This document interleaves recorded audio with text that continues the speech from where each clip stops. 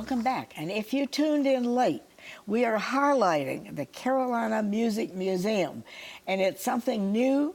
It's downtown Greenville, and it'll be a joy to visit. And I have right here Debra Strange and Tom Strange. And Tom is a collector of instruments, and this all came about because you didn't know what to do with your stuff. That's right. That's right. That's exciting. And then we just said, let's make this a gift to Greenville. Yeah. I think that is absolutely, so you have all these instruments, and what an experience for children to come in and, you know, nowadays everybody kind of turns on the television, but to be able to see something and touch it and hear it, yeah. Well, that's when you begin to learn about our history. Right. So yes, that's what we're all about. And you've had local support. People have come forward and. Lots of local support. In fact, that's the only way it works, is if there's a grassroots effort to and there is a small fee, but all children under 6 are free. Right. And you're open. We're open Tuesday through Sunday. Tuesday through Sunday. 10 o'clock till 5 o'clock Tuesday through Saturday, and then 1 to 5 on Sunday. Okay, so it's a lovely way to take your family. Right.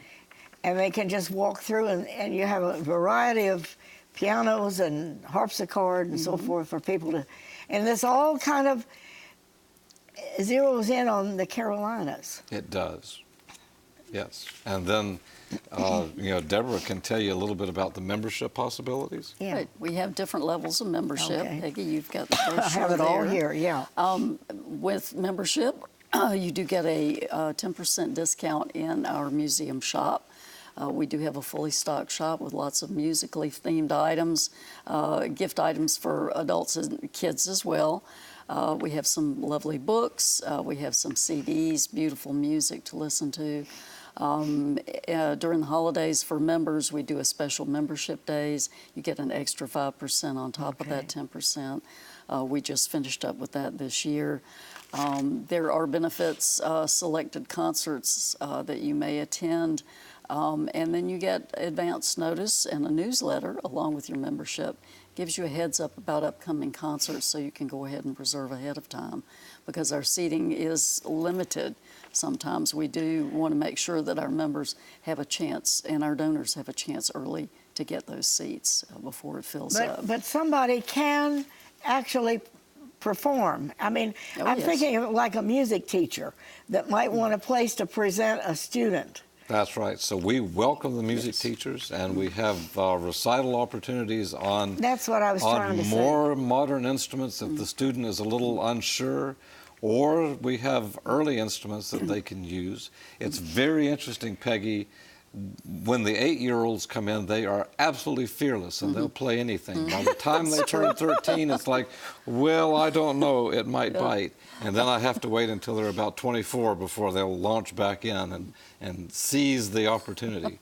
But it's a marvelous learning opportunity.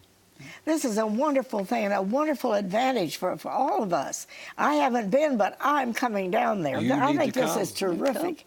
And the fact that you have an absolutely place where people can come and hear music. Now, when somebody comes to a recital, they don't play antique instruments necessarily. They sometimes do. Sometimes yes. Okay. Yeah. Yes, so we have a piano, as I said, that Chopin played himself in 1848, and it's like a Rosetta Stone. It still has the original string. He played it? You're kidding me. He played it.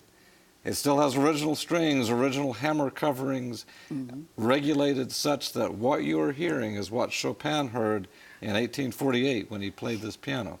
And that is very, very compelling for a young music student to sit down. Because the sound is quite different than what we hear today, isn't it? It is different enough that you immediately notice it, but it's now what Chopin himself heard.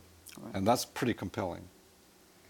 Well, I invite people to come, and I'm coming. I think this is wonderful that we have this, and it's a great opportunity, especially if you have a student at home, a young person who's taking piano lessons or violin lessons.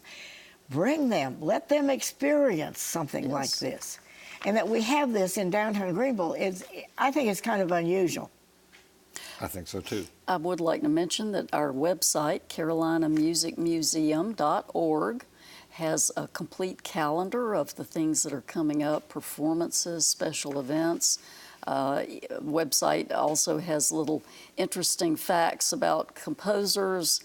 Some of our volunteers are featured in the website.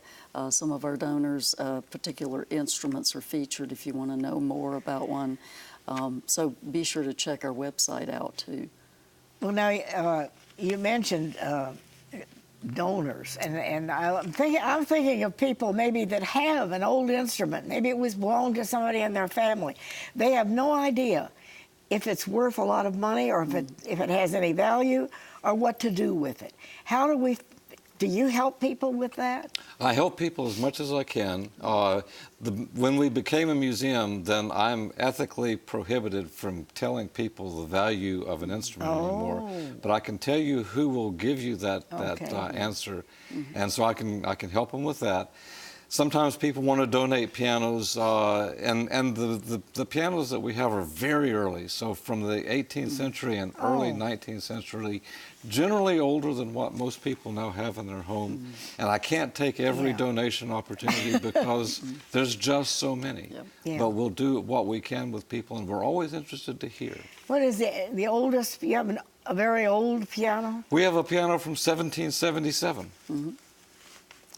My goodness, we have right pianos when from our country was 1778. born. When our country was born, yes. And so imagine being able to see a piano when Washington is crossing the Delaware and that horrible winter of Valley Forge. Here's a piano from exactly that time, and you can hear the kind of music. We have one built by Charles Tawes for David Rittenhouse in Philadelphia. And Benjamin Rush, Thomas Jefferson, all those folks gathered around this very piano to sing songs from the time. You've just made my day. I didn't even know this was here. And I'm going to be there, and we'll invite everybody to come. There is a small entrance fee, but you've tried to keep the price down. Yes. And you're open Tuesday through Sunday. Through Sunday. Okay. The Carolina Music Museum. Put it on your schedule. This is wonderful. Thank you for coming. Thank you. And with Tom Strange and Debra Strange, thank you for what you're doing for our community. And let's be happy and let's make music together. And take your children.